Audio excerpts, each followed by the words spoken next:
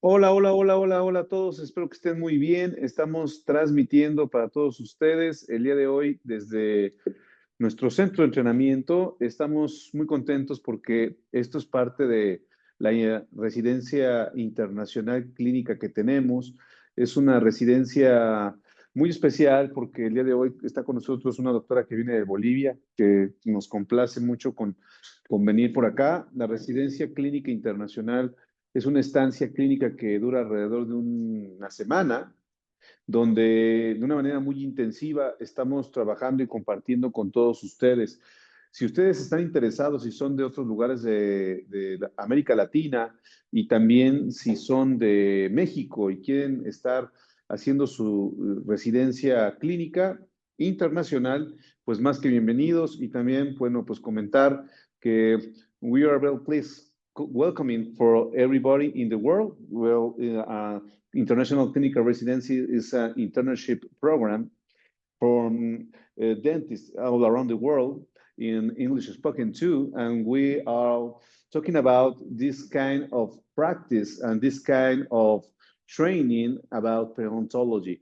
In this international clinical residency, you are very welcome in Mexico City, and you are training and you are working about periodontology in the hot topics in periodontoplastic surgery, implant dentistry, and soft tissue management. So it's a week program. So you are very welcoming if you are in other countries with English spoken language. So you are very welcoming. So for here from Latin America, well, we are switching in Spanish. So, así que ahora vamos a estar hablando acerca de esta residencia internacional clínica y empezamos con un tema, que es un tema que me gusta mucho, que hablará acerca de cómo programar un procedimiento quirúrgico periodontal. El otro día platicando con colegas de otros lugares y sobre todo colegas que hacen muchos cursos, de hecho surgió la controversia, ¿no? ¿Qué tanta validez y qué tanto puede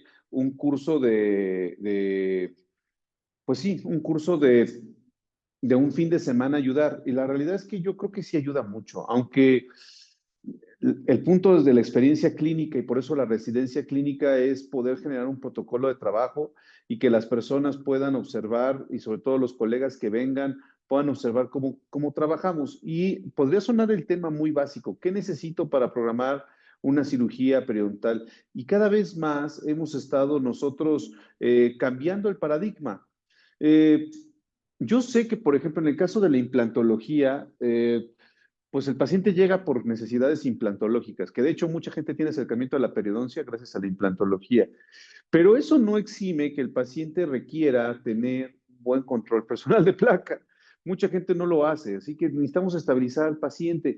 Y aquí entramos en conflicto porque cuando vienen a la residencia internacional clínica o a la residencia clínica, sabemos que hay ortodoncistas, sabemos que hay protecistas, maxilofaciales, que quizás en perio no están tan involucrados. Y yo por eso preguntaría a todos los que están conectándose en las redes sociales, ¿cómo manejan la preparación del paciente? Sabemos que es una preparación muy específica. Por ejemplo, al día de hoy sabemos que la preparación del paciente tiene que ver con higiene, fundamentalmente. Pero, y aquí le voy a preguntar a la doctora, ¿qué tan frecuente es el sondaje en la clínica o las clínicas donde usted ha trabajado? Es muy poco, es muy pobre el sondaje periodontal y eso nos genera bastante ruido porque el sondaje periodontal es fundamental. Ahora, ya platicaremos de las estrategias de sondaje, ya lo estaremos platicando en la residencia clínica que tenemos. Estamos aquí en vivo para todos aquellos que estén interesados para hacer una residencia con nosotros una semana aquí en México. Tenemos tres fechas, tenemos el verano de México, que es junio, en julio y agosto tendremos una residencia y tendremos también en el invierno de México, que estamos hablando de noviembre, estaremos haciendo residencias aquí clínicas. Y bueno, hablando acerca de esto, a mí me llama mucho la atención la preparación del paciente.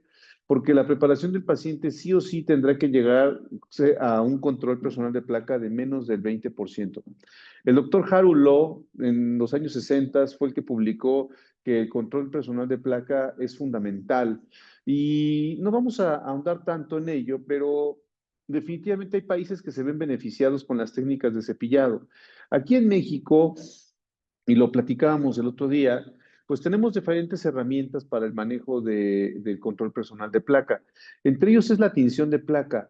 Yo, por ejemplo, yo recomendamos mucho la tinción de placa con la tinción de GAM, ¿no? Esa tinción de GAM que era líquida, ya creo que ya no existe más, pero tenemos ahora diferentes tipos de herramientas para la tinción de placa. Por ejemplo, aquí en México utilizamos mucho el Triplac, ¿no? No sé si la conozco usted, ¿no? Vamos a mostrarle incluso, como tenemos aquí una doctora que viene de Bolivia, estamos enseñándole algunos aspectos de cómo trabajamos directamente para el control de pacientes.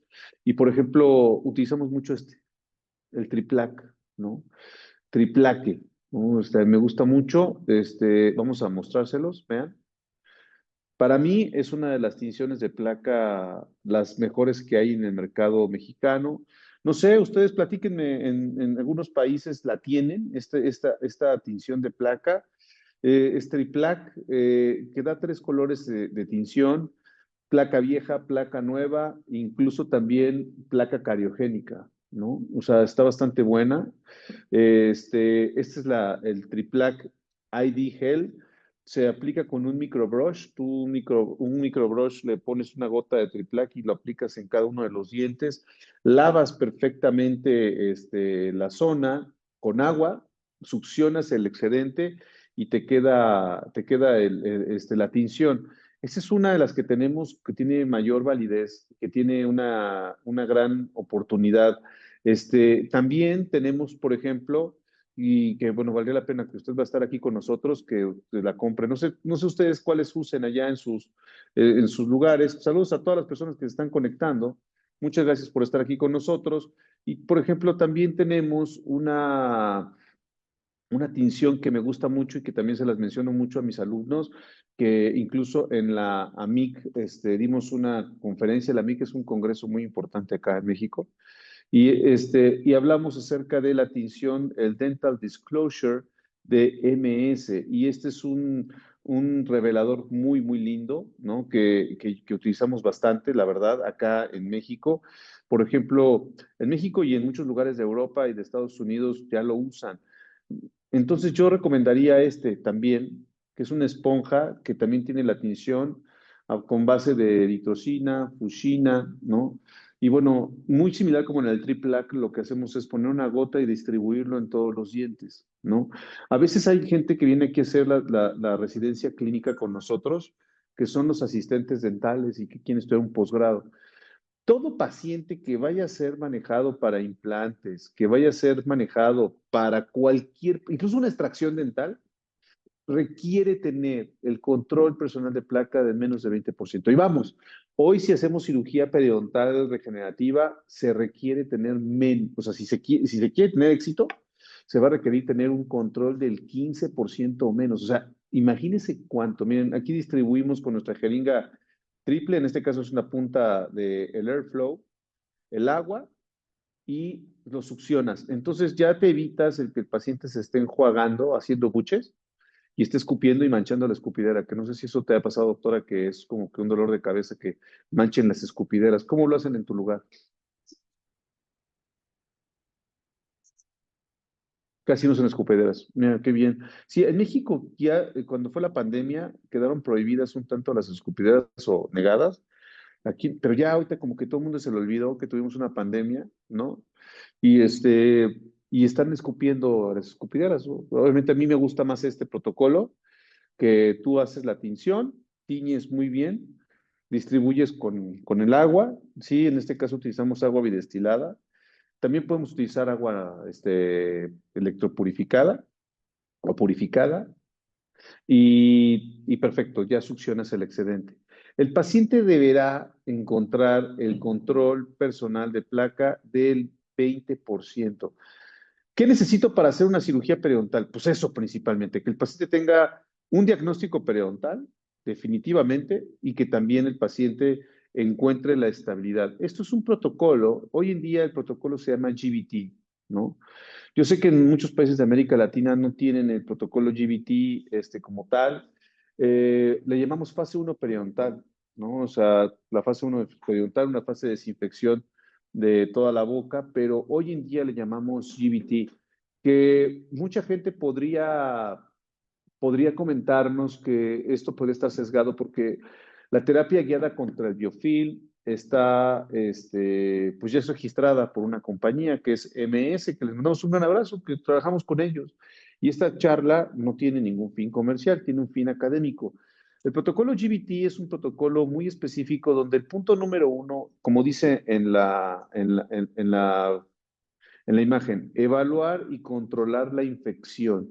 De nada sirve que un paciente, y sobre todo nos pasa con los pacientes para implantes o para prótesis, que son pacientes que llegan o para regeneración. Y yo he visto mucho en Instagram que de pronto pasan casos de regeneración algunos colegas. No sé si haya visto así que ponen hueso y todo, pero las papilas están inflamadas, se ve que hay edema y debemos trabajar con tejidos blandos lo más estables posibles. Entonces, aquí es una parte importante. Si tú no sondeas antes y si tú no tienes un diagnóstico periodontal, definitivamente el protocolo de la cirugía periodontal va a ser un desastre, puede ser que no tengas buen objetivo. Después viene evaluar y controlar la infección. Esta evaluación y control de la infección va a ir principalmente pensando en que tú trabajes al paciente localizadamente. Y por ejemplo, me puede pasar con casos como este. Ahorita vamos a enseñarles un casito que me llama mucho la atención, que es un caso que me gusta mucho, ¿no? Es un caso que me gusta mucho. Por ejemplo, un caso de un paciente que tiene implantes. Me dicen, oye, evalúo y controlo la infección. ¿Y qué pasa si el paciente está edéntulo, ¿no? Y solamente tiene implantes. O sea, esta es una parte que nos puede generar conflicto. Por ejemplo, vean este caso, ¿no? Yo tengo un caso de un paciente. Saludos a las personas que están conectando. Saludos a Verónica Chagoya. Porque, miren, hay N cantidad de cursos de All on Four y hay N cantidad de cursos en Brasil, en todo el mundo. Y la verdad es que yo lo puedo entender que la implantología es un gran negocio, pero también las casas que venden implantes deben de fomentar la buena práctica implantológica. Vean este caso. Tengo un caso de un paciente que viene, que tiene prótesis implantosoportadas y el paciente no tiene dientes, solamente tiene implantes, pero los implantes, ¿cómo los ven? Con sarro, ¿no?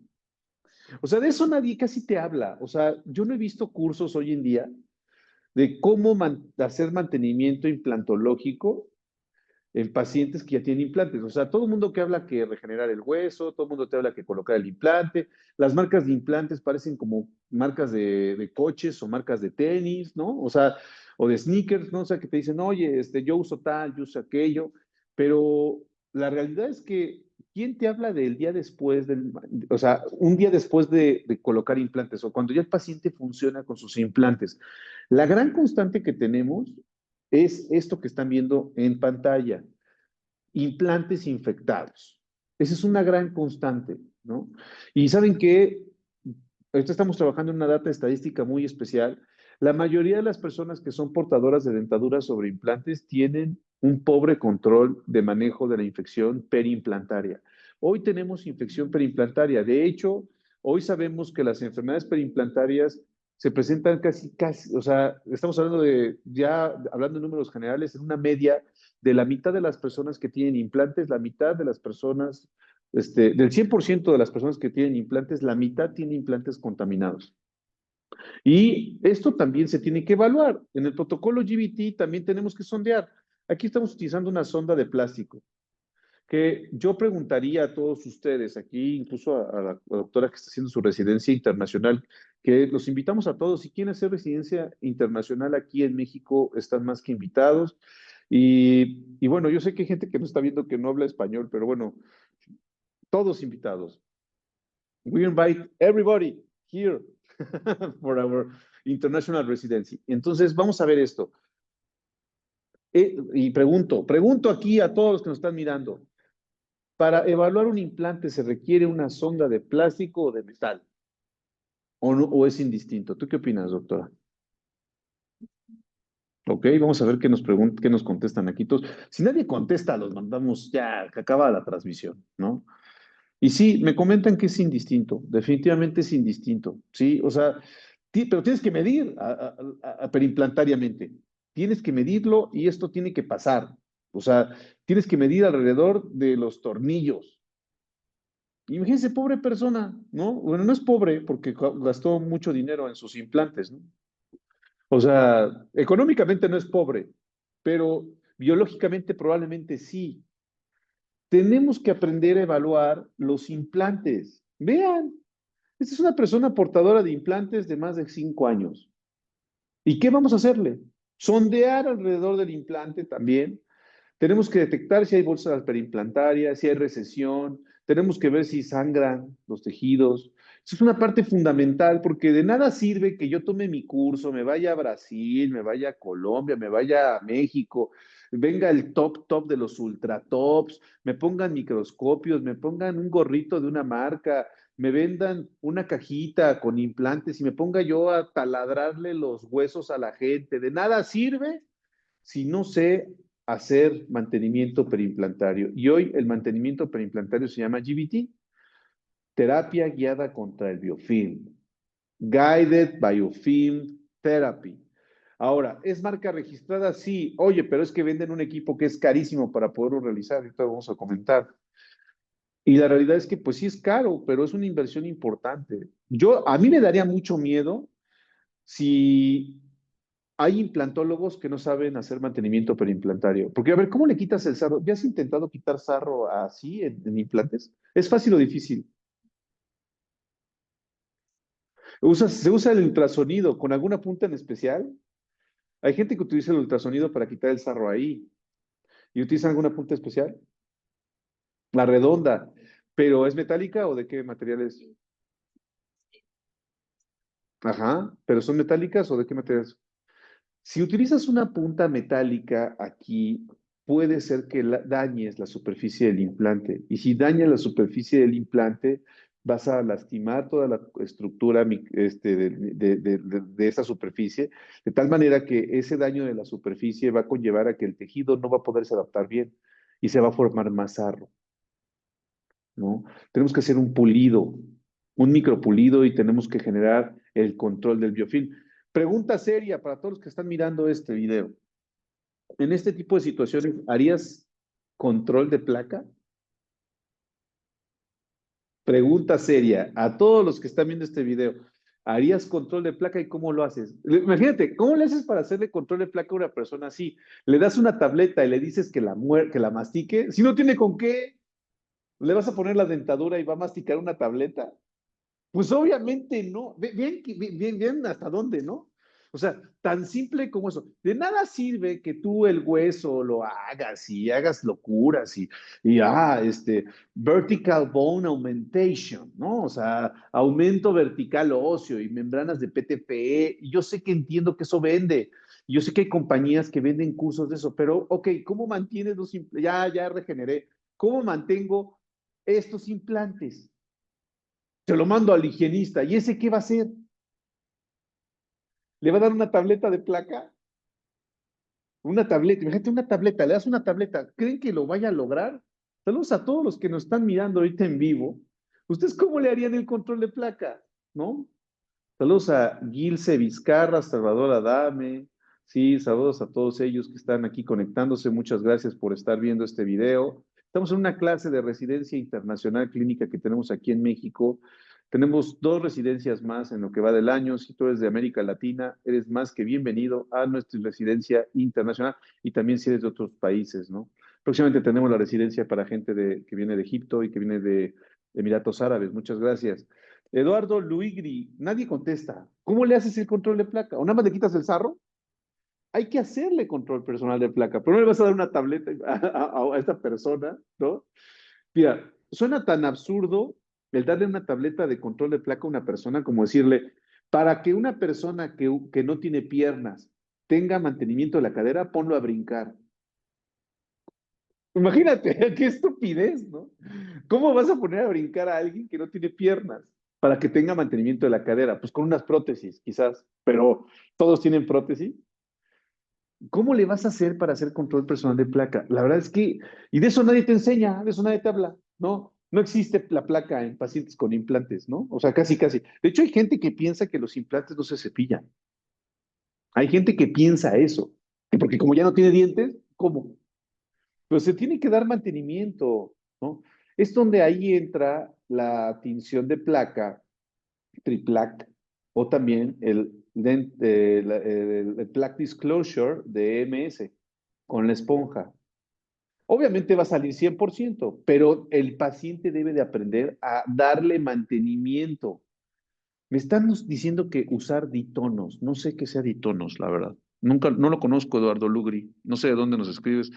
¿Qué es el ditonos? Nosotros utilizamos el triplac y utilizamos este dental disclosure. A David Misael. Después limpio perfectamente bien con agua bidestilada, ¿sí? Y disgrego la placa, el sarro, pero ojo, no se debe de utilizar metal sobre metal, no se debe utilizar. O utilizamos curetas de titanio, ¿sí? Nosotros utilizamos mucho las curetas de titanio de Hugh Freedy, estas ahorita las vamos a enseñar, ¿no?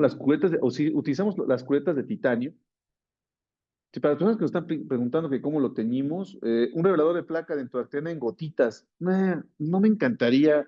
Eduardo Lugri, gracias por complementar el comentario. La verdad es que las gotas ayudarían, pero creo que lo que es el triplac y el disclosure que acabamos de ver en esponja es más efectivo, porque imagínate, tú le pones gotas a un paciente que saliva demasiado, porque es un paciente dentul, va a salivar un moen y pues no va a tener tanto efecto. Mejor localmente tú ahí haces el revelado. Utilizamos también, se recomienda que se utilicen las curetas de titanio de Hugh Freedy, ¿no? Son unas curetas de mantenimiento para zonas de implantes. Estamos hablando de qué necesito para operar, ¿no? Pero ahorita me estoy yendo hacia la implantología, ¿no? Sí, utilizamos las curetas de titanio de Hugh Freedy, que son estas curetas que son como azulada. Yo sí se las recomiendo mucho que las compren, que a su distribuidor Hugh Freedy, o incluso si no les llega Hugh Freedy en sus países, también se da, porque esta charla no es comercial, pidan curetas de titanio. Estas curetas de titanio son las curetas que se utilizan sobre la superficie. Titanio con titanio, match. Titanio con acero no hace match, o sea, no la vas a utilizar, porque lo que vas a hacer es que vas a rayar nada más para quitar el sarro del paciente que estamos viendo, ¿no? O sea, si tú agarras ahí y quitas aquí estamos viendo el aeropulido, ¿no? Tú agarras y metes la cureta de metal ahí, si agarras el ultrasonido e introduce, y empiezas ahí con el ultrasonido, vean la humectación de los tejidos del paciente. Ahora, si el paciente tiene serostomía, también se te va a hacer si usas las gotas, la tinción de gotas, se te va a hacer una placa de bacterias sobre la mucosa y se va a ver horrible, y más que se vea horrible, para que la quites, si tienes serostomía, si el paciente no saliva, híjole, va a ser un tema, ¿eh? Mejor utilizamos este disclosure, utilizamos el triplac o utilizamos el biofilm disclosure de MS, que son esas esponjas. ¿De cuánto cuestan?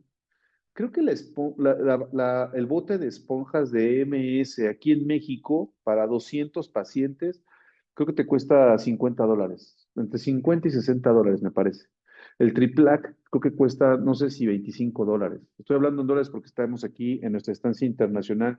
Si alguien quiere hacer una estancia internacional, bienvenidos aquí en México. Está conectada Lupita Marín, tiene el nombre de mi maestra del posgrado. No sé si sea ella. Si es ella, bueno, pues máximo respeto y qué cariño, gracias. Qué honor que mi maestra del posgrado esté conectada. Esperemos que honremos todos sus conocimientos que me dio.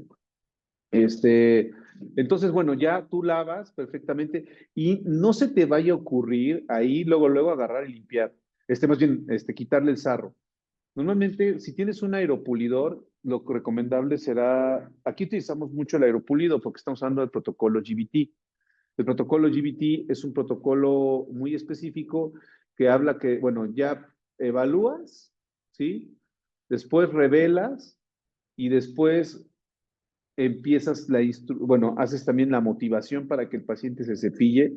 Normalmente, por ejemplo, el protocolo GBT La motivación va mucho con la técnica de higiene. El problema de un paciente que usa implantes es que, y sobre todo este tipo de pacientes, son pacientes que son grandes, ¿no? Entonces, motivarlos para la higiene, ay, es un dolor de cabeza. La verdad es que aquí lo que utilizamos mucho es, y sí, o sea, sí es un dolor de cabeza. ¿Eh? O sea, para mí motivar a un paciente con implantes de la tercera edad, con Olonfor, y así tenga una prótesis implante soportada, removible, como lo que acabamos de ver, son pacientes que llegan a sufrir mucho el tema de la higiene porque no, pues no tienen mucha motivación. Y bueno, lo que viene es motivar. Y la verdad es que lo que utilizamos mucho en la motivación, que es el número 3, ¿sí? Lo que utilizamos mucho para la motivación del paciente, principalmente es el uso del cepillo eléctrico. Hay gente que me critica mucho con esto porque dicen, oye, pero pues, cómo va a usar el cepillo eléctrico el paciente si el paciente no tiene dinero y el cepillo eléctrico, pues no creo que lo alcance a usar, ¿no? La verdad es que si un paciente invirtió en implantes, creo que tiene la posibilidad de que compre un cepillo eléctrico. Ahora, si el paciente escuchen esto, si tú como doctor ves que el paciente no difícilmente va a usar el cepillo eléctrico, yo lo que sí recomendaría es que se lo incluyas en el tratamiento, ¿no? Incluyes en el tratamiento. ¿Y cómo se cepilla con cepillo eléctrico el paciente? Pues se cepillaría así, o sea, tú lo que haces es que busque que el paciente talle y limpie las superficies de los implantes con el cepillo eléctrico. Esto que lo haga 2 veces al día, 2 veces al día. Miren, aquí ya quité el sarro, cálculo tártaro, y aquí estamos viendo, ¿no? Mira, ya limpiamos, utilizamos esta punta, una punta de PEC, una punta de PEC de hecho, hay ultrasonidos que ya tienen esta punta, ¿no? Una punta de un polímero PEC, pues para botar el sarro, ¿sí? Pero antes de eso, bueno, sabemos que la motivación es fundamental y la motivación va con el uso del cepillo eléctrico, ¿no? Tienes que estar evaluando al paciente ya que limpiaste la superficie y con el cepillo eléctrico, miren, ya están las cuerdas, después las espiras, como dicen en Sudamérica, ¿no? Le dicen a las cuerdas del implante expuestas. Y si tienes un paciente con las cuerdas expuestas del implante, y no hay manera, por ejemplo, por lingual, ni modo que hagas un injerto ahí desplazado, un colgajo desplazado con un injerto de tejido conectivo. Ahí, si tienes esa complicación, lo recomendable será pulir la superficie y en este caso se llama implantoplastia, publicada por el doctor Franz Bars en el año 2006, 2010, tiene varios protocolos. Ahí sí, con una fresa de titanio, una fresa tungsteno, una fresa diamantada, se recomienda que estas espiras se pulan, porque ya no va a haber manera de que se vuelva el tejido a regresar. Si tú dejas las espiras así, puede ser que el paciente siga acumulando bacterias, siga acumulando bacterias. Es un retenedor de bacterias. ¿Y de eso quién te habla? A ver, o sea, nadie te habla de eso. Todo el mundo te habla, no, que el implante, no, que el hueso, no, que la membrana. Y se vuelven famosos y dan conferencias y cursos. Y no estoy resentido con la vida, pero a ver, yo entiendo que la gente quiere operar, pero necesitamos mantenimiento aquí, ya.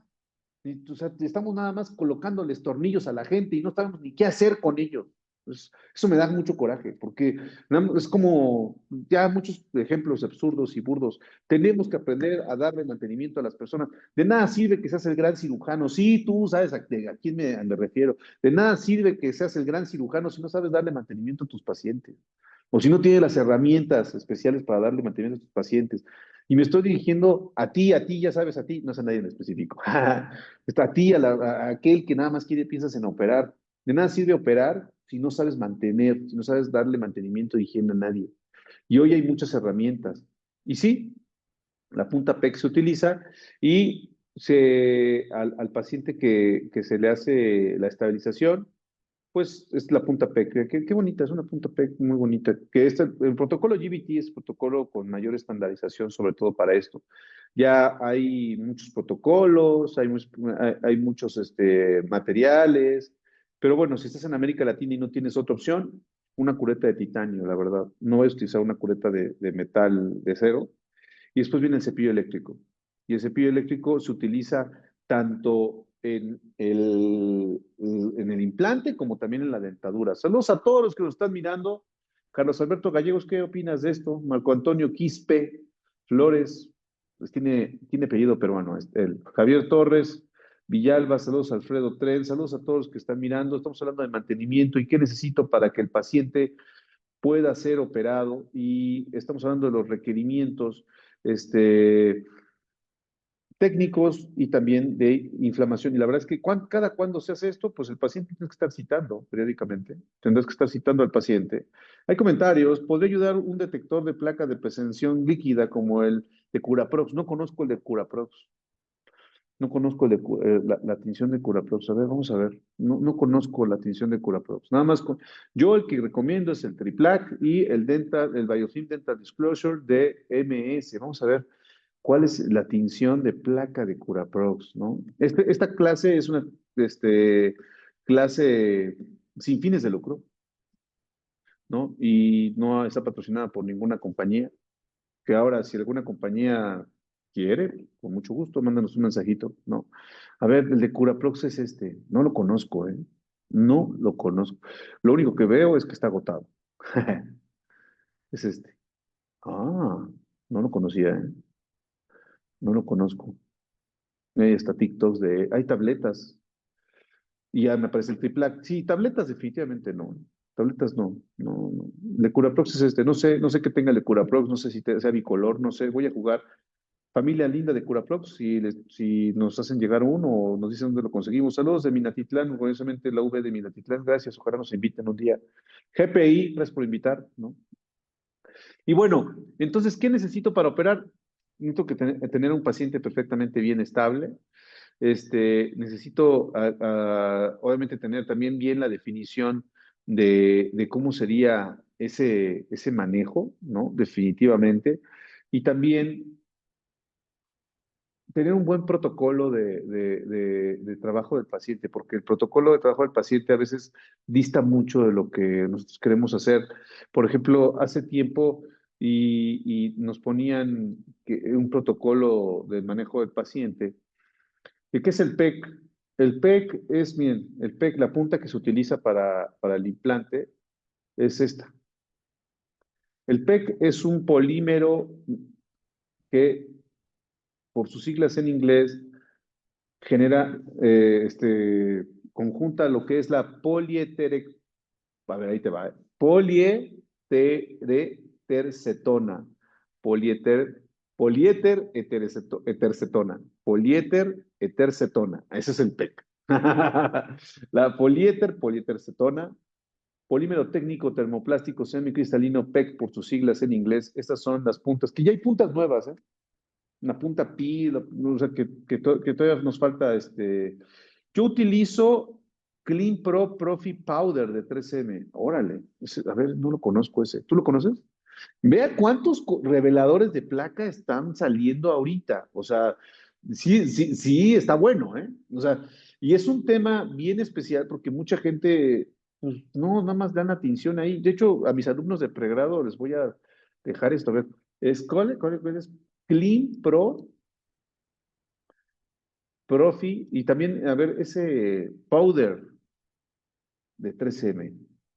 Ahí está. A ver, vamos a ver. Esta clase no es con fines comerciales, es este. ¿De dónde nos escribe Said Roberto Castro? A ver, ¿esto se consigue en México? Sí, el Clean Pro, lo llamo así, Clean Pro Profi Powder. Y hay varios aeropulidores, también ahí, por lo que veo. Bien, Pro Profiláctico Clean Pro, no lo conocía, ¿eh? No lo conocía. Miren, 3M también tiene su aeropulidor, ¿eh? Qué interesante. 3M India, aquí estamos viendo.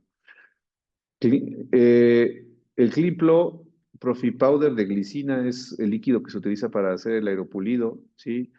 Interesante, porque después de eso viene el aeropulido. Qué interesante y por lo que veo también tienen su tinción de placa, la cual nosotros, pues bueno, yo no lo había utilizado, jamás. Utilizo el Triplac y utilizo este, la tinción de placa de EMS, ¿no? Y sí, le recomendamos que la compren. Y, por ejemplo, este protocolo es un desastre. El otro día me encontré alumnos que tienen este protocolo todavía, como que siguen haciendo este protocolo de manejo de pacientes. O sea, esto de hacer higiene antes de sondear se me hace una absurda posibilidad. La verdad es que no, y no es que algo que yo lo diga, sino la literatura. O sea, si tú tienes que evaluar siempre al paciente, este, de facto, en condiciones inflamatorias, cómo está el paciente.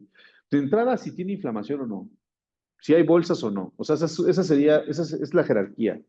Pero si tú te pones a hacer periodontogramas y controles de placa, eliminas cálculo, como lo están viendo ahí, la verdad es que ya es más, hasta no sé, me da cosas horribles. Ya, vamos a prenderle fuego. No, debe ser un protocolo completamente bien enfatizado, ¿no? Bien enfatizado, bien manejado, etcétera. Ahora, los pacientes que tienen prótesis, pues también sabemos que son pacientes que tienen ese tema y a esos también se les hace controles personales de placa. Me dicen que me escriben desde Pompano Beach, USA, y utilizan el Clean Pro Profit Powder de 3M. No sé si lo haya en México, eh. Y seguramente sí, pero ya mencionamos también los que utilizamos. Gracias por ese comentario, doctor Said Roberto Castro, saludos hasta Estados Unidos. Si están en Estados Unidos y ustedes hablan español, también están invitados a nuestra residencia clínica. Entonces, el acúmulo de placa es una situación que tendremos que evaluar. El paciente debe estar completamente bien estable. ¿Y qué pasa si el paciente tiene estas cavidades? Ya lo podremos operar, pues a lo mejor de alargamiento de corona, pero el paciente no lo vamos a exentar, a ningún paciente lo vamos a exentar de higiene, ¿no? Pero más que de higiene, no lo vamos a exentar de estabilizarlo inflamatoriamente, o sea, que tenga menos del 20% de placa. Lo utilizamos mucho también en perimplantitis como parte del protocolo y funciona súper bien. Pues de ahí está, ¿no? Aunque hay que ver los protocolos, todavía hay muchos protocolos de perimplantitis en cuanto a higiene que todavía no está estandarizado. O sea, platicando con Alberto Monge, viendo su libro y todo eso, hay N cantidad de situaciones, pero sí tenemos mucho punto, ¿no? Entonces, como requerimiento esencial, que tengas detectada la enfermedad periodontal si existe, ¿no? Si hay inflamación o no, si hay bolsas periodontales o no. Ya esto es una clase de clasificación, que ya sabemos que la clasificación vigente ahí está. Si hay periodontitis, ¿qué periodontitis sería? ¿No? Etcétera. Estabilizar al paciente desde el punto de vista también de restauraciones, ¿no? Que eso sería lo ideal, quitarle todas las restauraciones y los retenedores de placa. Fíjense que lo platicamos otro día que ya se prohibió la amalgama en el mundo, ¿no? Bueno, en Europa por lo menos. Y bueno, pues ahí le quitarías esas amalgamas. Pues probablemente sí, ¿no? O sea, los protocolos son bien estandarizados, pero el problema es que cuando le pones plata, o sea, dinero a la situación, el paciente a veces no colabora mucho, porque son pacientes muy limitados. Pero el paciente tendrá que estar consciente y si no, tómale fotos, se las mandas al paciente, le haces un informe médico. Y eso es importante. Si el paciente viene, por ejemplo, en este caso, el paciente viene por un alargamiento de corona del diente 15, ¿no? Porque no se puede hacer la endodoncia y no se puede restaurar también. Y el paciente tú le dices, oye, pero tienes cavidades abiertas, tienes restauraciones desbordantes, y el paciente no tiene la intención, no tiene plata. Lo que tienes que hacer es, a manera legal, hacer un informe médico con tu consulta, ese informe médico redactarlo, que hoy le puedes dar un mensaje de voz y puedes dictarle a tu aparato, ¿no? Muy fácil en el WhatsApp. Lo redactas, le pones un membrete de tu clínica, le pones tu cédula profesional, es importante eso, o sea, cédula profesional en el caso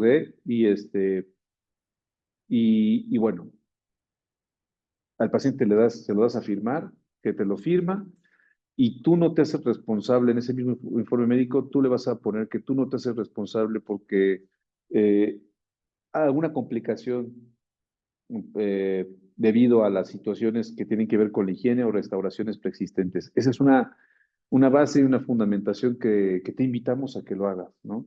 Casi nadie lo hace. Un informe médico al paciente, un informe médico del estatus del paciente y que el paciente firme de recibido. Y la verdad es que eso te va a quitar un poco el peso, ¿no? Y ya podríamos pensar en las cirugías. En cirugía periodontal tenemos mucho, ¿eh? Tenemos mucho y tenemos mucho que hablar porque las cirugías periodontales eh, se dividen en diferentes opciones, ¿no? Tenemos la cirugía periodontal resectiva, tenemos la cirugía periodontal regenerativa. Al final se obedece lo que es la plástica periodontal, ¿no? Y a mí también me da mucha curiosidad cuando dicen, no, residencia, tantos alumnos hacen tantas cirugías. Imagínate, o sea, pues sí, traer a alguien a México a que venga a operar, pues no sé, no sé si en otros países de América Latina sea algo normal, pero yo sí he ido a operar y todo, pero creo que hay regulaciones, entonces no es tan sencillo. En las residencias clínicas lo que hacemos nosotros es darle a los asistentes la experiencia, el entrenamiento, la logística, que puedan estar con las cirugías acá, pero ya ponerle un paciente y órale, opérale, a lo mejor si es un curso avanzado y tú conoces bien al residente, pues está muy bien, pero la realidad es que la cuestión es que seamos lo más responsables para poder hacer este tipo de procedimientos y residencias y cursos. Para eso están las universidades y están los posgrados, ¿no? O sea, definitivamente. Pero como inductorio para que el alumno tenga conocimiento, la verdad es que es una herramienta muy especial, las residencias. Estamos en esta clase de residencias clínicas. Y los procedimientos son estos, ¿no? O sea, principalmente resectivo, regenerativo, plástico periodontal, que al final del día todo entra en ese rubro y el paciente debes de tú saber hacia dónde va a ir. Definitivamente, si el paciente no tiene un buen control de higiene, el paciente va a disminuir, o de los hábitos, va a disminuir mucho su radio de éxito, ¿no? O sea, no esperes un gran éxito porque el paciente va a acumular muchas bacterias, ¿no? Y ese va a ser uno de los puntos. Por ejemplo, en la cirugía periodontal, el acceso a la superficie alveolar, o sea, si vas a hacer un curetaje abierto, o sea, vean, aquí pregunto, si tienes una cirugía como esta, doctora que está aquí conmigo y la gente que nos está viendo, que son más de 50 personas, en un desvidamiento por colgajo, donde hay involucración de la furca con estas características, ¿el paciente tiene periodontitis o no?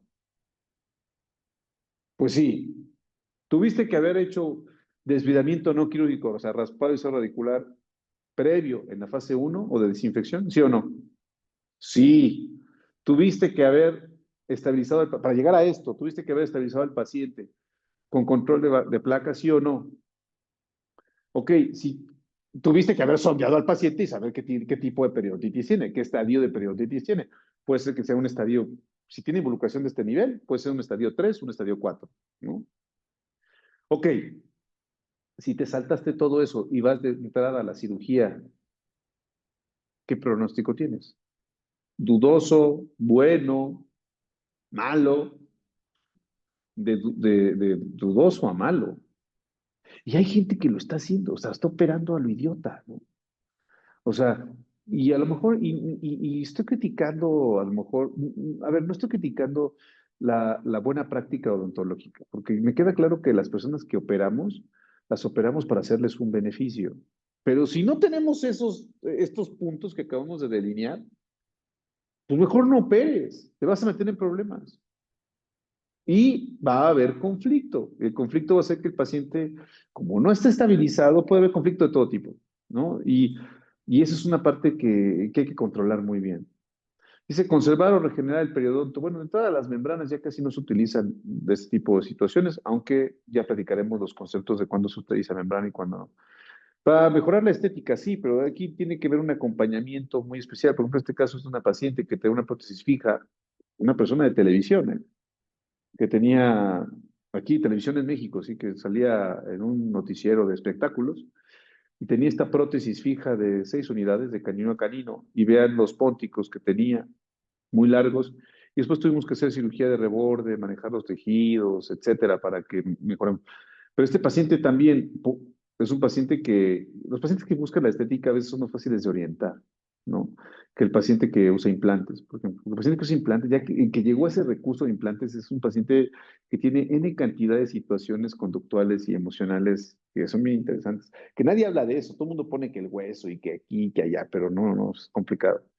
Entonces, viendo este punto importante, tendremos que pensar en el manejo del paciente periodontal, el manejo en todos los sentidos para poder controlar y estabilizar al paciente. Ahora, los principios de Pattinson, que esos son los principios que hemos comentado de hace tiempo. Estamos en una clase aquí en esta residencia, este, en nuestra residencia clínica. Los principios generales de Pattinson serán la posición paciente-operador, que tú, miren, hay gente que dice, yo trabajo parado. No, a mí me enseñaron parado, yo trabajo parado, casi casi me dicen, te jodes, yo trabajo parado, ¿no? Me dicen alumnos así. Y les digo, bueno, ok, yo entiendo que trabajan parados, pero la verdad es que la ergonomía es muy importante aquí en la odontología. Entonces, yo no me quedaría nada más con que trabajen parados. La posición paciente-operador es muy importante. Hace unas horas operé con una alumna y ella tenía el paciente muy hacia arriba, ¿no? Entonces es importante. Campo limpio. El campo limpio habla mucho de la mesa quirúrgica, ¿no? La mesa quirúrgica, cómo debe ser esa mesa quirúrgica, este, cómo deberías de trabajar directamente con esa mesa quirúrgica. También el otra, la luz. Y mira, me ha pasado en muchos consultorios donde la luz que se tiene es muy deficiente, muy deficiente. Incluso aquí la magnificación y también el uso de lupas, por ejemplo, en este caso estamos viendo visibilidad. En periodoncia, creo que el operar con microscopio, que está siendo una moda y yo veo que mucha gente está comprando microscopios. Ah, hay mucha gente, bueno, es caro. Comprar un microscopio es caro. No, no sé, en sus países cuánto cuesta un microscopio, pero aquí estamos hablando de unos $100,000 por lo menos, o sea, sí está, o un buen microscopio, ¿no? O sea, no cualquier cosa, ¿no? Entonces, o sea, sí es interesante, aunque también tenemos, sí, tenemos la situación de el uso de magnificación por medio de lupas, es importante. Tenemos también el uso de, bueno, el conocimiento de los tejidos, definitivamente. Le pregunto a la doctora que está aquí con nosotros, oye, ¿quieres conceptos básicos o conceptos clínicos? Y me dice básico. Le dije, histología. No, no. Miren, tienen que meterle a la histología. Tienen que entrar a la histología como tal. También tenemos el instrumental filoso, el filo de los instrumentos. Llámese las curetas, qué tan filosas deben de estar. También llámese el tema de las, pues de que tus hojas de bisturí tengas las suficientes hojas de bisturí, ¿no? Y por ejemplo, me pasó el otro día y lo platicamos en el curso que dimos en Perio MX, que de hecho tendremos un curso este jueves, tendremos un curso muy interesante en Perio MX de periodontitis, protocolo y trabajo, de protocolo de tratamiento de la periodontitis.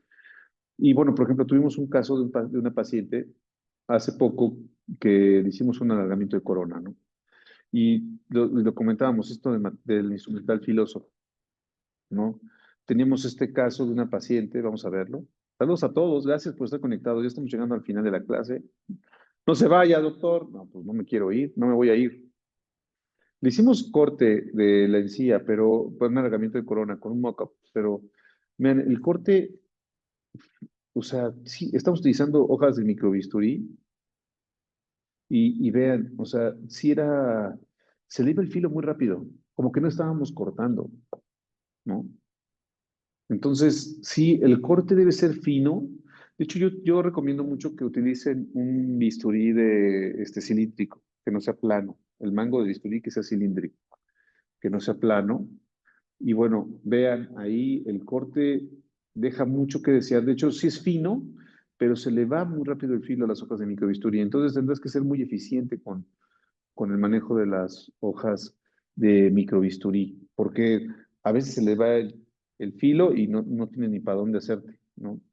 Entonces sí, sí es un punto que hay que evaluar. Entonces, pues tenemos esos puntos que hay que manejar. Los principios de Pattinson son fundamentales para el manejo de un paciente periodontalmente comprometido. Entonces, hagamos la reflexión, qué tenemos, qué usamos, qué no tenemos, qué dejamos de usar.